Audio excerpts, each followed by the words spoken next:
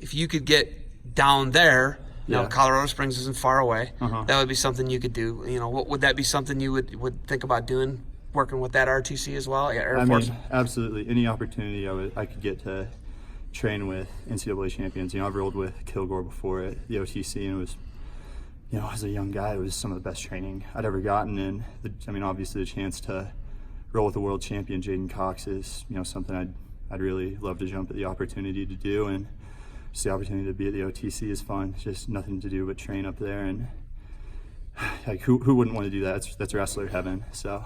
And this is where you're from, Colorado. Yes, sir. Where are you from? I'm from Grand Junction, Colorado. So you're from you're Western Slope. Oh yeah, Western Slope. It's like 6 hours away. Like 5 hours. 5 hours away. It's through the Rocky Mountains. Yeah, 4 hours if you drive really fast. It is literally all the way through the Rocky Mountains. Yeah, though, it's a right? beautiful drive. It's a really beautiful drive. I-70, right? You cut down to 70 and over. You ever taken it? Well, I have. Yeah. Only like 3 times, but and never in the winter.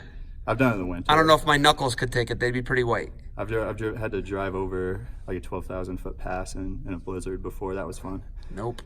Yeah, it was scary. No thanks. Hey, had to get back for Christmas. The tunnel at I-70, that tunnel will sometimes be closed. Yeah. On I-70, right? Yeah, last time I went home, it was close. I had to sit on the interstate for like 15 minutes. Oh my God. No, thank you. They don't let you drive through when like the oil trucks are going through or something like that. Anything that's hazardous. Wow, that is bananas. So Western Slope's it's different than over here because you're in that's high desert over there. It's like right on the edge of the desert. It's right on the edge of the desert. Like Utah is what, 40, 50 miles away, if that far. No, my house is 20 miles from the Utah line. 20 miles. So yeah, my geography's a little bit off, right? I mean, you're pretty close. I'm pretty close, right? I mean, not most people know that from Ohio, right? Yeah, you're a pretty smart guy. Okay, so but here's the next thing: like coming here, right? Staying in Colorado.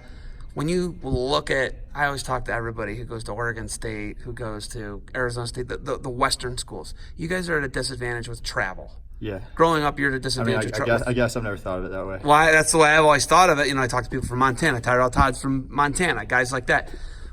How did you look at it? Tell me what your mentality was with being out in the West and not, you know, you'd have to drive hours for practices and things like that. What was that like growing up? You know, it's just, I think ultimately it was something I got used to. I was really fortunate and really privileged growing up. Like through high school, that I was able to travel to the East Coast quite a bit. Like I wrestled at Virginia Beach, I wrestled at Fargo. I mean, I got those opportunities before I came to college. So I mean, eventually you get used to it. You get used to a lack of sleep, but ultimately, at the end of the day, it doesn't matter. Like everybody's dealing with stuff. Like, just looking at this one disadvantage in the grand scope of, you know, things you have to do, like cutting weight, getting your nutrition, you know, getting your training, getting your training right is far more important than getting a little less sleep, you know? Like I always, you know, just looked at the things I can control. I can't control losing 2 hours of sleep on the East Coast, but I can control all the other things that I do here, you know, all the things that I'm working on, all the things I need to fix. And so, I mean, ultimately I've never really thought of going 2 hours to wrestle on the East Coast at a disadvantage. Like the opportunity to go and wrestle on the East Coast, not everybody gets to do what we do. So why would I look at this privilege of getting to travel and wrestle the best guys in the country as a disadvantage? That's what every little kid grows up dreaming of doing, and going out there and winning. So you guys are, I think you're right on the edge here. You're right on the edge of like you guys popping off, having a couple All-Americans. Right? What's it going to take for Northern Colorado to really pop off and make some noise in the Big 12 tournament, right? And then ultimately have guys get in the round of 12, get where they need to be, get in the All-American. Because that's ultimately, if you look at it, that's how the media, that's how wrestlers, that's how we all assess one another, how are we All-American, right? And I don't think that's always fair, right? It isn't, because that's not the measure of somebody. We've got plenty of guys who didn't make All-American who are Olympians, who are, I don't know, titans of business, whatever. But what do you guys got to do to get over the hump and really make some noise? I think you got really good upper weights, right? What do you guys got to do to get it done? You know, obviously the first thing is believing that, you know, we're going to do it, and you know, I believe that I can do it. You know, I've been dealing with injuries and so many other things up here. You know, depression.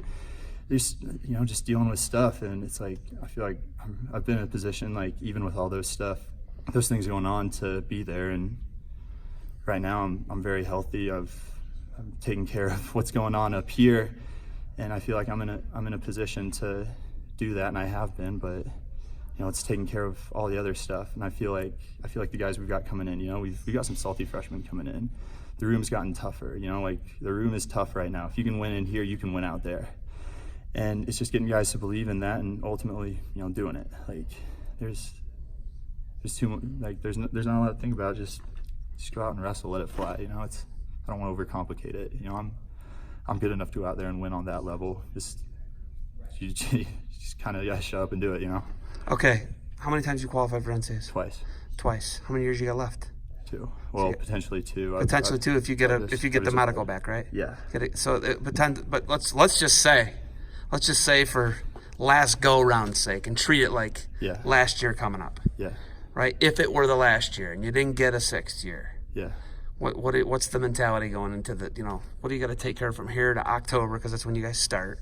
Yeah. What do you got to do between here and October to be in a good position, a great position? Got to take care of my health. I've dealt with injuries my whole career. I think to be in a position to win the fight, I've got to be in the fight. And a big problem with being in the fight's been my health a lot of the times, keeping my body healthy. But there's a lot of little things. I made a list of things after NCAAs that almost probably within 24 hours of getting beat by Orndorff on day 1, the areas that I thought I needed to improve on, and my list was long. It was honestly humbling. So it's knocking these little issues down that hinder my wrestling one by one. So it's been great training and getting to work on those things and get a lot better. But it's a lot of little things it's a few little things for me right now that are keeping me from being in the match, being in the matches like when I lost at nationals. I fixed a few little things, and like finishing shots, that match looks different all of a sudden. Penetrating on shots.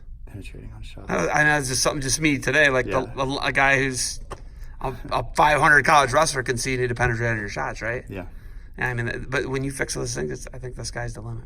All right, you got anything else for me? No, just go Bears, and I'm incredibly thankful that I still get to do this at 22, almost 23 years old, and so I just love wrestling, and go Bears.